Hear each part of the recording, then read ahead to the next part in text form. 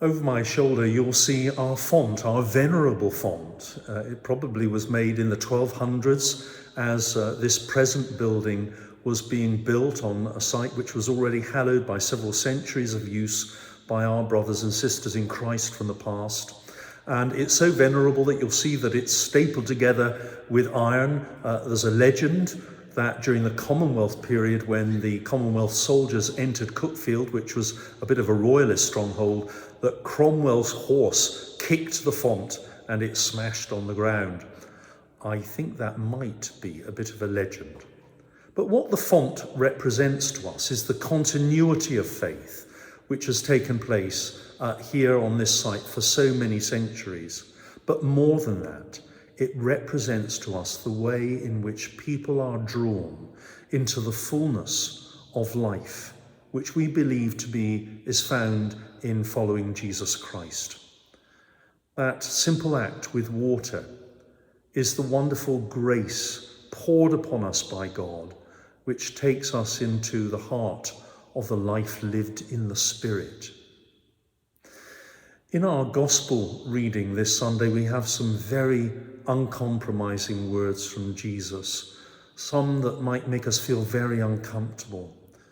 And I think what is being achieved here is a sense of actually recognizing the difference between right and wrong, the difference between good and evil, the difference before putting self first before the other.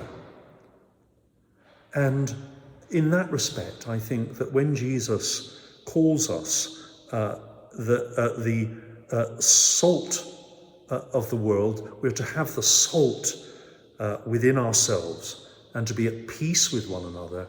In a sense, our faith is about bringing the flavour of God to the world. The flavour is the flavour of love. And that sometimes can be very painful. Yet at other times, it can be immensely moving. I was very touched this morning when a person turned up who I'd known when they were a child, and they've just lost their father very suddenly. And he'd found me on the internet and came to our worship. And I was so moved by that, because it shows you the links that each one of us is able to build up through our lives, the way that we touch other people's lives, the way that we can lead them on a journey, but they also lead us on a journey. That was what was happening this morning.